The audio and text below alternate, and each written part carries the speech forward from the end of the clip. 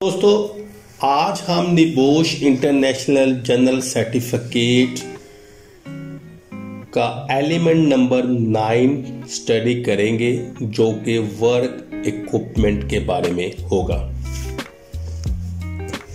उससे पहले मैं अपना तारुफ करवाना बहुत ज़रूरी समझूंगा। मेरा नाम मोहम्मद तौकीर अख्तर है, ग्रेजुएट मेंबर हूं आयोश का। मैंने ब्रिटिश सेफ्टी काउंसिल से लेवल 6 डिप्लोमा किया हुआ है, निबोश सर्टिफाइड हूं, आयोश ट्रेनर सर्टिफाइड हूं। 15 ईयर एक्सपीरियंस है ऑयल एंड गैस में, HSC professional.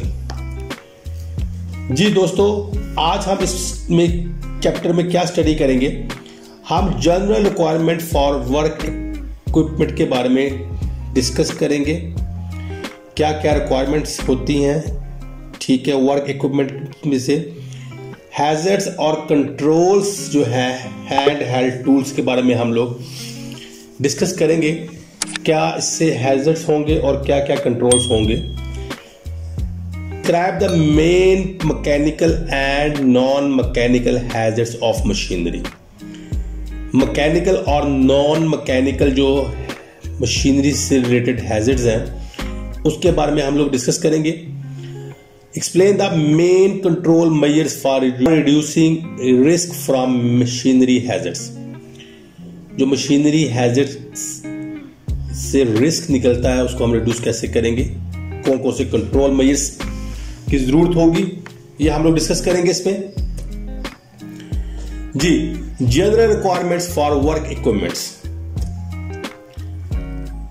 Types of work equipment किस टाइप्स के होते हैं। Simple hand tools, simple hand tools होते हैं, हैंड हेल्ड पावर टूल्स होते हैं, सिंगल मशीन्स होती हैं, मोबाइल वर्क इक्विपमेंट्स होते हैं, मशीन असेंबलीज होती हैं। सिंपल हैंड टूल्स में आप हैमर हो सकता है, कोई प्लास वगैरह हो सकता है, या कोई और इक्विपमेंट और टूल हो सकता है। हैंड हेल्ड पावर टूल्स में आप ग्राइंडर मशीन हो सकती है, ड्रिल मशीन हो सकती है, ठीक हो गया। सिंगल मशीन्स होती हैं, ये भी हम आप आगे डिस्कस करेंगे, ठीक है। मोबाइल वर्क इक्विपमेंट क्या होते हैं ये भी डिस्कस करेंगे हम आगे। Suitability, work equipment should be carefully selected to ensure it is appropriate for the. अब जो वर्क इक्विपमेंट है, जो भी इक्विपमेंट हम यूज करेंगे काम करने के लिए, वो हमने सेलेक्ट करना है, इंश्योर करना है कि वो टास्क के मुताबिक हो और उस एनवायरनमेंट और कंडीशन के मुताबिक होना चाहिए, ठीक हो गया।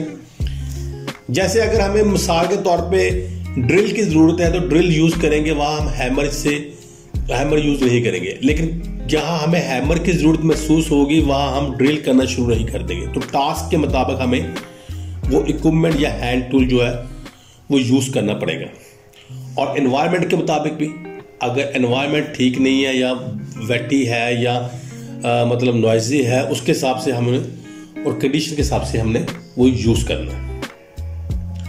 Employers in the Europe and UK have to ensure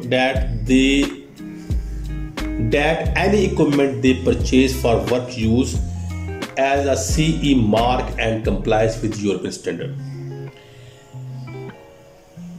जो कंपनीज यूरोप में और यूके में काम करती हैं वो इंश्योर करती हैं कि जो भी इक्विपमेंट वो परचेज करेंगे उसके ऊपर CE मार्क होगा और वो यूरोपियन स्टैंडर्ड्स को फॉलो करती होंगी।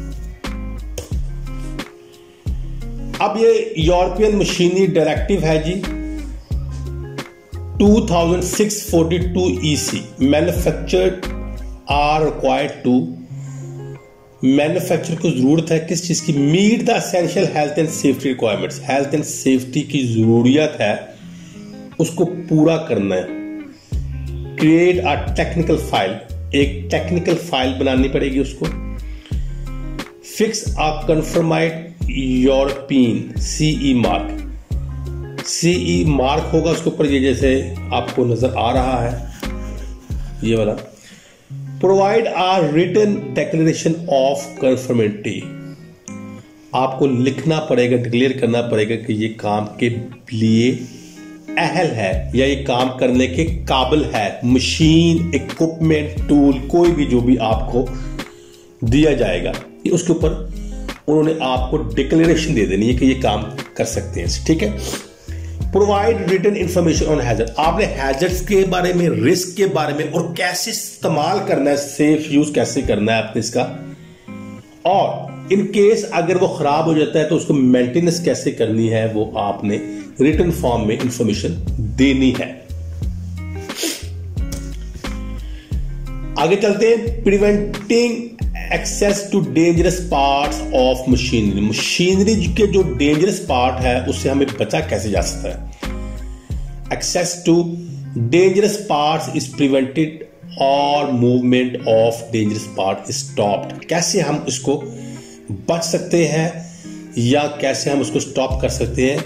फिक्स्ड गार्ड्स के जरिए, फिक्स्ड गार्ड लगा दें, other guards and protection devices, दूसरे गार्ड्स लगा दें। हम इसके गार्ड्स की जो टाइप्स हैं विद पिक्चर हम आगे स्टडी करेंगे, जिसमें फिक्स गार्ड भी है, इंटरलॉक गार्ड भी है, एडजस्टेबल गार्ड्स भी है, और भी जो है ट्रिप डिवाइसेस हैं, इसके बारे में डिस्कस करेंगे हम आगे, ठीक है।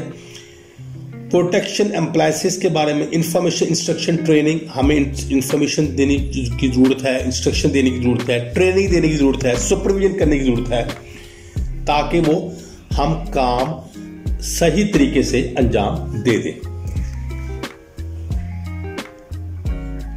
Restricting use, the use is restricted to trained and competent operators for equipment that is highly specialized। कोई भी इक्विपमेंट आपने यूज करना है वो बंदा कॉम्पिटेंट ऑपरेटर ही होगा, ठीक हो गया। उसके लिए ये उन्होंने रिस्ट्रिक्ट कर दिया कि भाई ये लाजमी है कि ये कॉम्पिटेंट बंदा ही यूज करे और स्पेशलाइज्ड हो इस काम में, और उसको इंफॉर्मेशन हो कि हैजर्ड्स क्या क्या है इसके साथ, और अगर आपने उसकी मेंटेनेंस करनी है वो भी ट्रेंड और कॉम्पिटेंट बंदा ही कर सकता है। जैसे हमने डिस्कस पहले कर लिया इंफॉर्मेशन इंस्ट्रक्शन एंड ट्रेनिंग के बारे में, कि इक्विपमेंट के बारे में ये इंफॉर्मेशन इंस्ट्रक्शन और ट्रेनिंग देनी चाहिए ताकि उसका इक्विपमेंट का रिस्क जो है वो लो हो जाए, ठीक है। हाई रिस्क इक्विपमेंट में क्या करना है कि ट्रेनिंग की लाजमी आपने देनी पड़ेगी ताकि वो इफेक्टिवनेस हो जाए काम करने के लिए, जबकि लो रिस्क में आपने जस्ट इंस्ट्रक्शन दे दे उनको कि इस तरह आप काम कर सकते हैं। किसको? मैनेजर्स को या मेंटेनेंस स्टाफ को। User of work equipment should, जो कि यूजर है उस इक्विपमेंट को, टूल को यूज करने वाले, उनको चाहिए कि only operate equipment they are authorised to use. अगर आप ऑथराइज हैं तो आप इसको इस्तेमाल करें, अदरवाइज नहीं करेंगे आप। Operate equipment in according with instruction and training, अगर आप ऑथराइज भी हैं तो आपको ट्रेनिंग और इंस्ट्रक्शन लेने की लाजमी जरूरत है, ठीक हो गया। Only use equipment for its intended purpose, और आपने उस मकसद के लिए वो इक्विपमेंट यूज करना है। ये नहीं कि फजूल में ऑन कर दिया, फजूल में चलाना शुरू कर दिया, ऐसे नहीं होगा। जो आपने जिस पर्पस के लिए इसको इस्तेमाल करना है वही आप उसको चलाएंगे, उसी वजह से चलाएंगे। Carry out safety checks before using equipment, आपने पहले उसकी इंस्पेक्शन कर लेनी है, आपने सेफ्टी चेक्स देख लेने हैं, फिर आपने उस इक्विपमेंट को यूज करना है। Not use equipment if it is unsafe, अगर उसकी हालत अच्छी नहीं है, वो अनसेफ है, तो उसको आप यूज मत करें। रिपोर्ट डिफेक्ट्स इमीडिएटली, अगर आपको कोई डिफेक्ट नजर आता है तो प्लीज इसको फौरन रिपोर्ट कर दें। कोई मसला है, कोई गार्ड का मसला है, कोई बेरिंग का मसला है, कोई बेल्ट लूज हो चुकी है, तो उस इक्विपमेंट या उस मशीनरी की आप रिपोर्ट कर दें कि सर इसका मसला बन चुका है और फ्यूचर में हमें तकलीफ बर्दाश्त करनी पड़ सकती है। Not use equipment under the influence of drugs और अल्कोहल, अगर आप ड्रग और अल्कोहल लेते हैं तो आप इसको इस्तेमाल नहीं करेंगे, इक्विपमेंट को यूज नहीं करेंगे। Keep equipment clean and maintain in safe working order, आपने इक्विपमेंट को क्लीन और मेंटेन रखना है ताकि ये सेफ वर्किंग करता जाए, ठीक हो गया। मेंटेनेंस रिक्वायरमेंट्स, अब एक चीज की मेंटेनेंस चाहिए। अब मेंटेनेंस भी दो तरह की होती है, कोरेक्टिव मेंटेनेंस होती है और प्रिवेंटिव मेंटेनेंस होती है। तो maintenance regimes, planned preventive maintenance, आपने प्रिवेंटिव मेंटेनेंस करनी है। मिसाल के तौर पे आपने कार का इंजन ऑयल चेंज करना है। अब प्रिवेंटिव मेंटेनेंस होती क्या है? ये रेगुलर मेंटेनेंस होती है जो कि आपने करवानी होती है कुछ ड्यूरेशन के बाद, या अगर कुछ माइलेज आप कर लेते हैं उसके बाद। जैसे कि कार का इंजन ऑयल चेंज करना है, अगर इतने किलोमीटर चल गए तो आपने इसको चेंज करना ही करना है। ठीक हो गया। कंडीशन बेस्ड मेंटेनेंस या कोरेक्टिव मेंटेनेंस भी इसको कहते हैं। उसमें क्या होता है, व्हीकल ब्रेक पैड्स, अगर गाड़ी के ब्रेक पैड्स जो है वो किसी वजह से काम करना छोड़ गए हैं तो आपको वो करना जरूरी होगा। फॉलोइंग रूटीन इंस्पेक्शन, और आपको इंस्पेक्शन की जरूरत है तो कोई मसला मसाइल है तो उसको ठीक करवा दें। ब्रेक डाउन मेंटेनेंस, अचानक कोई मसला बन गया है तो उसको आपने रिपेयर करवाना है। तो 3 तरह की मेंटेनेंस का जिक्र किया, प्लान्ड, कंडीशन और breakdown maintenance. Group exercise है आप लोगों के लिए। Maintenance is often seen as a high risk activities. कहा जाता है कि मेंटेनेंस जो है वो अक्सर हाई रिस्क एक्टिविटी है, इसमें रिस्क बहुत ज्यादा है। What is it about maintenance work that increase the risk? आपके ख्याल में क्या चीज ऐसी हो सकती है जो कि इसका रिस्क जो है वो इंक्रीज करती है? ड्यूरेशन मेंटेनेंस, ये आपने बताना है। मेरा नंबर भी आपके पास है और मेरा ईमेल एड्रेस भी है, आप कॉल भी कर सकते हैं, मैसेज भी कर सकते हैं एनी टाइम। जी मेंटेनेंस रिक्वायरमेंट्स क्या जी? During maintenance staff at greater risk because, maintenance के दौरान जो स्टाफ है वो हाई रिस्क पे क्यों होता है? गार्ड्स एंड इंक्लूजर्स रिमूव्ड, जो गार्ड्स होते हैं वो रिमूव करने पड़ते हैं उसको ठीक करने के लिए, जाहिर है। सेफ्टी डिवाइसेस रिमूव करनी पड़ती है, डिसेबल करनी पड़ती है। इक्विपमेंट को कंप्लीटली डिसमेंटल करना पड़ता है या पार्शियल डिसमेंटल करना पड़ता है। पावर सोर्सेस एक्सपोज करने पड़ते हैं, बाद में चलाना पड़ता है, फिर आपको उसके साथ चलते हुए चीज को ठीक करना पड़ता है। स्टोर पावर रिलीज, अचानक आप जो कोई जगह पे पावर जो होती है वो स्टोर होती है, पता नहीं लगता, एकदम जब आपने उसको मशीन को चलाया तो वो रिलीज हो जाती है, इसलिए भी एक्सेस जो है वो ठीक नहीं होती, ऑकवर्ड होती है। आपको हैवी पार्ट्स उठाना पड़ जाते हैं, मैनुअल हैंडलिंग करनी पड़ती है उसकी, और एडिशनल हैजर्ड्स भी हो सकते हैं, पावर टूल्स वगैरह। ठीक है। Pressure to get the equipment running quickly, और आपको उस इक्विपमेंट को ठीक करने के लिए प्रेशर भी हो सकता है कि इसको जल्दी जल्दी ठीक करें। अब प्रिकॉशंस क्या क्या इस्तेमाल कर सकते हैं, कंट्रोल में क्या क्या कर सकते हैं आप जो कि यूज कर सकते हैं? आपका स्टाफ जो है कॉम्पिटेंट होना चाहिए। ये नहीं है कि थोड़ी बहुत किसी को नो हाउ है तो उसको काम पे लगा दी, ऐसे नहीं होगा। कॉम्पिटेंट स्टाफ होगा। पावर सोर्सेज जो है उसको कोशिश करके आइसोलेट कर दें, लॉक्ड ऑफ कर दें, बंद करके उसको लॉक्ड कर दें। ठीक है। स्टोर पावर रिलीज और सिक्योर और कवर लाइव पार्ट्स को कवर कर दें इंसुलेटेड मटेरियल के साथ, या पीपीई यूज करें। अक्सर आपने ग्लव्स देखे होंगे, इलेक्ट्रिकल वालों के पास उनके ग्लव्स यूज करते हैं। ठीक है।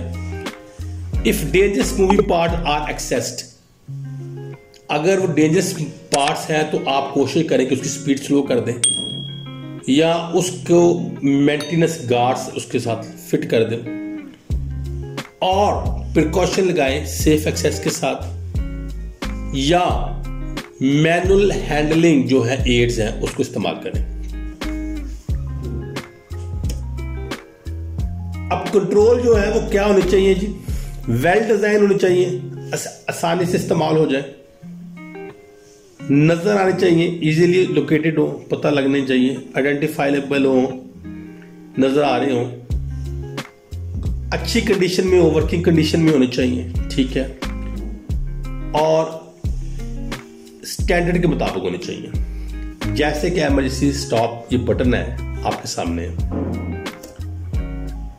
Equipment should be stable, stable होना चाहिए इक्विपमेंट को, उसके कंट्रोल है वो मार्क्ड होने चाहिए, पता होना चाहिए कहाँ कंट्रोल लगाए हुए हैं, वार्निंग साइंस उसके ऊपर लगे होने चाहिए, लाइटिंग जो है वो प्रॉपर होनी चाहिए, सूटेबल होनी चाहिए और एनवायरनमेंट के मुताबिक होनी चाहिए, और स्पेस भी उसकी काफी होनी चाहिए। 9.2 है hand tools and portable tool and portable power tools. Hazards क्या होते हैं जी? हैंड टूल के साथ हैमर है, चिजल है, स्क्रू ड्राइवर है और एक्स, कुल्हाड़ी है, हैमर आपके सामने, और चिजल का भी पता होगा आपको, स्क्रू ड्राइवर का भी। अब अगर डिस्कस करें what accidents can occur with hand tools and how the tools become damage. वो कह रहा है हैंड टूल के साथ कौन कौन से एक्सीडेंट हो सकते हैं, और ये बताएं कि आप इक्विपमेंट कैसे डैमेज हो जाएगा, आपका इक्विपमेंट या टूल कैसे डैमेज हो जाएगा आपका। हैजर्ड्स क्या क्या जी? टूल में शटर्ड, टूल में शटर, टूल जो है वो आपका शटर हो सकता है, हैंडल जो है वो लूज हो सकता है उसका, आपका जो टूल है ब्लंट हो सकता है अगर आपने ज्यादा उसके फोर्स दे दी, आपकी गलती की वजह से आपके अंगूठे पे लग सकता है हैमर, या आप मिस यूज कर सकते हैं, वहां आपको ड्रिल मशीन यूज करने की जरूरत है और आप हैमर यूज कर रहे हैं। कंट्रोल ये है इसका जी कि आपको सूटेबल टास्क के लिए और एनवायरनमेंट के मुताबिक काम करना पड़ेगा। इंफॉर्मेशन, इंस्ट्रक्शन या ट्रेनिंग होनी चाहिए, पहले इंस्पेक्शन कर लें इसकी।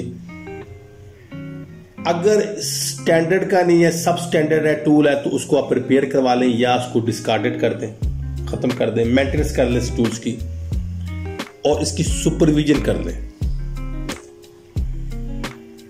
Hazards and controls for portable power tools, higher risk. क्यों रिस्क है जी ज्यादा पोर्टेबल पावर टूल्स में?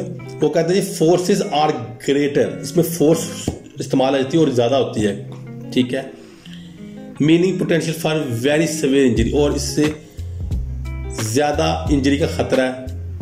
Additional hazards present such as, कौन कौन से जी? इलेक्ट्रिसिटी हो सकती है इसमें, इलेक्ट्रिक शॉक लग सकता है, पेट्रोल वगैरह इस्तेमाल होता है, नॉइस, वाइब्रेशन है, डस्ट है इसके अंदर, इजेक्टेड मटेरियल है, कोई मटेरियल आपकी आंख में जा सकता है, कोई आपके जिस्म के अंदर जा सकता है, ट्रिप हैजर्ड, आप ट्रिप हो सकते हैं, ठीक हो गया। कंट्रोल क्या क्या हो सकता है जी? केयरफुल सिलेक्शन, आपने उसकी सिलेक्शन केयरफुल तरीके से करनी है,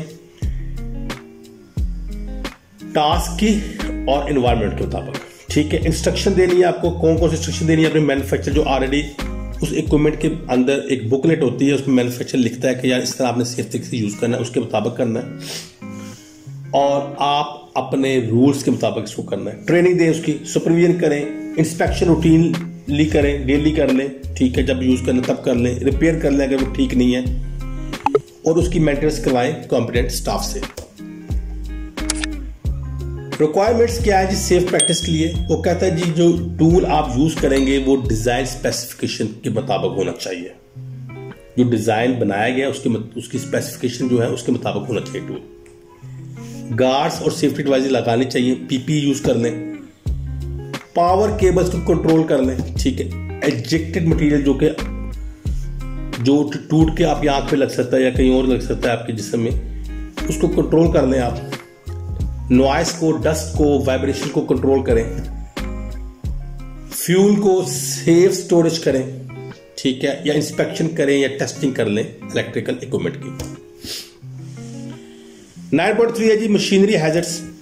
मैकेनिकल हैजर्ड्स कौन से होते हैं? कॉन्टैक्ट विद और being caught by moving part, जिसे आप मूविंग पार्ट के साथ आपको खींच के अंदर ले जाता है, या आप कांटेक्ट हो सकते, साथ लग सकते हैं मूविंग पार्ट के साथ, वो मैकेनिकल हैजर्ड होते हैं। और नॉन मैकेनिकल वो होते हैं फ्रॉम पावर सोर्स और things being emitted by the machine, जो कि मशीन के जरिए आपको नुकसान पहुंचा सकते हैं और पावर के जरिए, ठीक हो गया। मैकेनिकल हैजर्ड्स क्या क्या जी? क्रशिंग होती है, शेयरिंग होती है, कटिंग और सेवेरिंग होती है, इंटेजलमेंट होती है, ड्राइंग इन और ट्रैपिंग होती है, इंपैक्ट होता है, स्टैबिंग और पंक्चर है, फ्रिक्शन और एब्रेशन है, हाई प्रेशर फ्लूइड इंजेक्शन है। इन सब को मैं आपको पिक्चर्स के साथ शो कराऊंगा कि इसका क्या क्या मतलब है।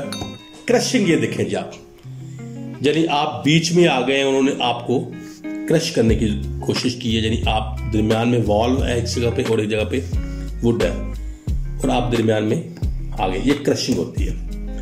शेयरिंग ये कि मूविंग पार्ट, अगर आपको कपड़ा बीच में आ गया और आप उसके साथ ही रोटेट होना शुरू हो गए, ठीक हो गया, ये बड़ी बड़ी मशीनरीज होती हैं उनके बाद। कटिंग और सवेरिंग, आप कुछ चीज कट करें ग्राइंडर के साथ या किसी वुड कटर के साथ, तो आपका हाथ उसके साथ आ गया और आपकी उंगली कट गई या हाथ कट गया।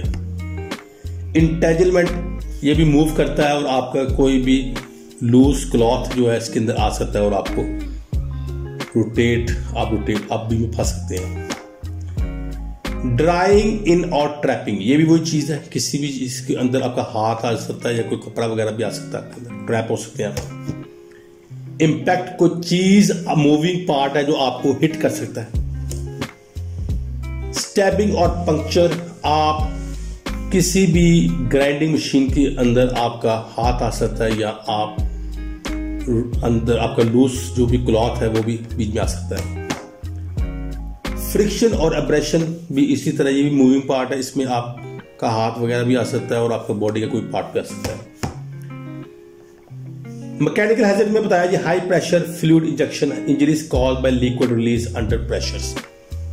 इंजरीज हो सकती है लिक्विड से, जब वो इंजरीज कॉज्ड बाय लिक्विड्स की वजह से इंजरी हो सकती है जब वो प्रेशर के जरिए निकलता है। May have small entry wound, हो सकता है कि वो जख्मी ज्यादा हो जाए, बट ट्रेवल थ्रू टिश्यू के जरिए ज्यादा प्रॉब्लम क्रिएट कर सकते हैं, यानी जिस्म के अंदर जो टिश्यू होते हैं आपके हाथ के अंदर या किसी में, वो उसकी वजह से ज्यादा नुकसान हो सकता है। ग्रुप एक्सरसाइज है, what are the non mechanical hazards which are associated with machinery. Non mechanical hazard कौन कौन से हैं जो कि मशीनरी के साथ एसोसिएट हो सकते हैं? इलेक्ट्रिसिटी है, अगर इलेक्ट्रिकल का कोई काम है, कोई ड्रिल मशीन है तो वो, या ग्राइंडिंग मशीन है, उसकी इलेक्ट्रिसिटी हो सकती है, नॉइस हो सकती है, वाइब्रेशन हो सकती है, कोई हैजर्डस सब्सटेंसेस हो सकते हैं, आयनाइजिंग रेडिएशन हो सकती है, नॉन आयनाइजिंग रेडिएशन हो सकती है, एक्सट्रीम टेम्परेचर हो सकता है, एर्गोनॉमिक्स हो सकता है, स्लिप ट्रिप्स एंड फॉल्स हो सकता है, फायर एंड एक्सप्लोजन हो सकता है। शोर शराबा वाइब्रेशन का भी पता है आपको, जो ड्रिल और ग्राइंडिंग के साथ होती है, पूरी बॉडी आपकी होल बॉडी वाइब्रेशन होती है, या आपके हैंड होते हैं। हैजर्ड सब्सटेंसेस, कोई पेंट वगैरह हो सकता है, कोई पार्टिकल हो सकता है, ठीक हो गया। रेडिएशन हो सकती हैं, ठीक है, शुआएं वगैरह कोई हो सकती है, आयनाइजिंग और नॉन आयनाइजिंग हो सकती है। टेम्परेचर, अगर आप ज्यादा गर्मी वाले एरिया या ज्यादा सर्दी वाले एरिया में काम करें तब भी हो सकता है। एर्गोनॉमिक्स, आपकी बैक पे पेन हो सकती है। स्लिप ट्रिप के बारे में आपको पता ही है, और फायर और एक्सप्लोजन भी हो सकती है। 9.3 exercise, identify the mechanical hazards. आपने इसमें से मैकेनिकल हैजर्ड आइडेंटिफाई करने हैं और नॉन मैकेनिकल हैजर्ड आइडेंटिफाई करने हैं। बड़ा आसान है ये, अगर आपने कोई क्वेश्चन पूछना है तो मुझसे पूछ सकते हैं आप। 9.4 control measures for machinery hazard. कौन कौन से कंट्रोल मेजर्स हैं जी? आप फिक्स गार्ड लगा दें, जैसे ये फिक्स गार्ड लगा हुआ है, इंटरलॉक गार्ड लगा दें जो आप खोल भी सकते हैं और बंद भी कर सकते हैं। एडजस्टेबल गार्ड लगा दें, सेल्फ एडजस्टेबल, ये अक्सर ग्राइंडिंग मशीनिंग में होता है, ठीक हो गया, वो एडजस्टेबल हो सकता है कहीं भी। सेंसिटिव प्रोटेक्टिव इक्विपमेंट लगा दें, ट्रिप डिवाइसेस लगा दें, जैसे कि आप अक्सर आप देखते हैं कि ट्रिप डिवाइसेस लगी होती हैं इलेक्ट्रिक डिवाइसेस के साथ, ठीक है, खुद से बंद हो जाती हैं। टू हैंड कंट्रोल लगा दें, होल्ड टू रन कंट्रोल लगा दें, एमरजेंसी स्टॉप लगा दें, कंट्रोल जो भी है, प्रोटेक्टिव एप्लायंसेस लगा दें, पीपीई दे दें, ट्रेनिंग दे दें, सुपरविजन दे दें, इंस्ट्रक्शन दे दें, इंफॉर्मेशन दे दें। किस किस्म के लिए गार्ड्स होते हैं? फिक्स गार्ड होता है, इंटरलॉक गार्ड होता है और एडजस्टेबल गार्ड होता है, ट्रिप गार्ड होता है। ये हमने पहले डिस्कस किया था, इसको मजीद हम एक्सप्लेन करेंगे। फिक्स गार्ड में क्या होता है, completely prevent access to dangerous part of machine. ये बंद हो जाता है मुकम्मल तौर पे, ये ओपन नहीं हो सकता और उस तरफ हाथ भी नहीं जा सकता, फिक्स होता है बिल्कुल, ठीक है। इसको रिमूव करने के लिए आपको टूल की जरूरत है। Apart from mechanical hazard, what hazard can fix guard provide protection against? कौन कौन से जी हैजर्ड हो सकते हैं इसके साथ, ठीक है, जो आपको दिखाया गया है इस पिक्चर में। Apart from the mechanical hazard, what hazard can fix guard provide protection against? किसके? इलेक्ट्रिसिटी के बारे में बता रहा है जी, रेडिएशन से मुतल्लिक, hot surfaces, noise, ejection of स्वेट और डस्ट से। इंटरलॉक गार्ड्स जो है उसके बारे में बता रहा है जी कि ये क्या चीज है, गार्ड ओपन हो जाता है, लॉक हो जाता है, ये गार्ड है, इसकी ये खुसूसियत, ओपन भी हो जाता है और लॉक हो जाता है। The guard is lock shut until the machine has return to a safe condition. Guard तब तक लॉक रहता है तब तक जब तक वो सेफ कंडीशन में नहीं आ जाता, ठीक हो गया। और इसकी लिमिटेशन क्या होती है, कमियां क्या क्या होती हैं? हो सकता है वो सिस्टम को बाईपास कर दे, person may gain access by closing the guard around them, और हो सकता है कि बंदा उसके पास चला जाए गार्ड के, ठीक है। और needs rule to be enforce, और रूल्स की जरूरत होगी उसको फोर्स करने के लिए। एडजस्टेबल और सेल्फ एडजस्टेबल गार्ड्स कौन से होते हैं? ये ग्राइंडिंग मशीन के साथ है, ये आप मैनुअल भी कर सकते हैं और ऑटोमेटिकली ये एडजस्टेबल हो सकते हैं। जहां काम हो रहा था दूसरी जगह पे वो गार्ड लग जाता है ताकि आपके बॉडीज को टच ना करे या आप उसके साथ टच ना हो। ट्रिप डिवाइसेस कौन सी होती है? नॉट अ फिजिकल बैरियर नहीं होता इसके अंदर, ठीक है। सेंसर बताता है अगर आपको हाथ आने लगता है, कुछ चीज आने लगती है, ऑटोमेटिकली बंद हो जाती है। प्रेशर मैट्स होती है इसमें, ट्रिप मार्स होती हैं, फोटो इलेक्ट्रिक डिवाइसेस होती हैं। टू हैंड टूल्स, ये आपने देख लिया। इसमें क्या होता है जी, control should be more than a hand span apart. Control जो होते हैं वो एक हैंड से ज्यादा होते हैं। Must activate at the same time, activate होना चाहिए दोनों को। Releasing controls must stop the machine immediately. अगर कोई मसला होता है तो फौरन मशीन स्टॉप हो जाती है। इमरजेंसी स्टॉप कंट्रोल्स, इसके बारे में पहले मैंने डिस्कस कर लिया कि फौरन अगर कोई मसला होता है तो आप इमरजेंसी स्टॉप कर दें उसको। जैसे कि ऑलरेडी हम लोग ब्रेकर नीचे कर देते हैं, ऊपर कर देते हैं, या कोई मशीन को पीछे से बंद कर देते हैं, ठीक है, उसको दोबारा चलाने के लिए रीस्टार्ट करना पड़ता है, ठीक हो गया। प्रोटेक्टिव इम्प्लायंसेस कौन सी है? पुश स्टिक्स है इसके अंदर, जिग्स है, क्लैंप्स है, ठीक है। Specific machinery example hazards and controls measures क्या क्या है जी? मैन्युफैक्चरिंग बेंच टॉप ग्राइंडर, इसके बारे में हम पहले डिस्कस कर लिए। पेडेस्ट्रियल ड्रिल है, रिटेल मशीन में कंपैक्टर है, एग्रीकल्चर में सिलेंडर मूवर है, स्ट्रीमर है, चेनसा है, कंस्ट्रक्शन मशीनरी में सीमेंट है, मिक्सचर, बेंच माउंटेड सर्कुलर सा है। ये group says choose one of the specific machine and outline the hazards, mechanical, non mechanical और कंट्रोल मेजर्स के बारे में बताने हैं। अब स्पेसिफिक मशीनरी एग्जांपल बता रहा है जी, हैजर्ड्स एंड कंट्रोल मेजर्स क्या क्या है। बेंच टॉप ग्राइंडर, इसके बारे में बताएं जी क्या क्या हैजर्ड्स हो सकते हैं, क्या कंट्रोल होते हैं। पेडेस्ट्रियल ड्रिल के बारे में, सिलेंडर मूवर के बारे में क्या होते हैं, स्ट्रीमर और ब्रुश में, चेन सा, कंपैक्टर में, सीमेंट मिक्सर में और बेंच माउंटेड सर्कुलर सा में। ये आपके सामने उनकी पिक्चर्स हैं, ठीक है। बेंच टॉप ग्राइंडर ऐसे होता है, पेडेस्ट्रियल ड्रिल ये होती है, चेन सा ये होता है, कंपैक्टर ये होता है। Requirement for guards and safety device meet relevant standard के मुताबिक होता है, स्ट्रांग होता है एंड रिबोस्ट होता है, कंपैटिबल होता है जी मशीनरी ऑपरेशन के साथ, इजीली ये खत्म नहीं होता, नजर आता है आपको, वेंटिलेशन को अलाउ करता है, ठीक है, मेंटेन हो, इजीली मेंटेन कर सकते हैं आप इसको। End of module 9.4 exercise identify the types of guard and, इसमें बताएं जी कौन कौन से गार्ड्स लगे हुए हैं, ठीक है, और कौन कौन से प्रोटेक्टिव डिवाइसेस लगी हुई हैं। इस एलिमेंट में हमने क्या स्टडी किया जी? वर्क इक्विपमेंट के बारे में, हैजर्ड प्रिकॉशंस क्या क्या थे, हैंड टूल से related to power portable tool से, मैकेनिकल और नॉन मैकेनिकल हैजर्ड्स को थे मशीनरी में, ये हमने देखा। Fix guard, adjustable guard, self adjusting guard और इंटरलॉक गार्ड्स के बारे में हमने स्टडी किया। ट्रिप डिवाइसेस कौन कौन सी ये देखा हमने। Two hand control, protective appliances ये देखी हमने। गार्ड्स और सेफ्टी डिवाइसेस की रिक्वायरमेंट्स क्या क्या हैं, हैजर्ड्स क्या क्या हैं, ग्राइंडर के साथ, ड्रिल्स के साथ, मूवर्स, ट्रिमर, चेन साथ, कंपैक्टर, सीमेंट मिक्सर के साथ, ठीक है। और हमने गार्ड्स की टाइप पढ़ी और इसकी प्रोटेक्शन मेजर स्टडी की है कि ये कैसे कसते हैं। आई होप कि ये आपको चैप्टर समझ आ गया होगा। छोटा चैप्टर था, इतना बड़ा चैप्टर नहीं था। हमने कोशिश की जल्दी खत्म करने की। आप हमें ईमेल कर सकते हैं, कोई मसला है आपको, कोई आपने क्वेश्चन पूछना है, वेबसाइट है ये हमारी, आप मुझे मैसेज कर सकते हैं व्हाट्सएप पे, ठीक है। ये मेरा कॉन्टैक्ट नंबर है। मेरा चैनल सब्सक्राइब कीजिएगा। बहुत बहुत शुक्रिया आपका। Thank you very much for your love. आप लोगों की कॉल्स मुझे आती रहती हैं, मैसेज मुझे आते रहते हैं और मैं कोशिश करता हूँ उनको सॉल्व करने की। Thank you very much. Thank you, बहुत बहुत शुक्रिया। अल्लाह हाफिज़।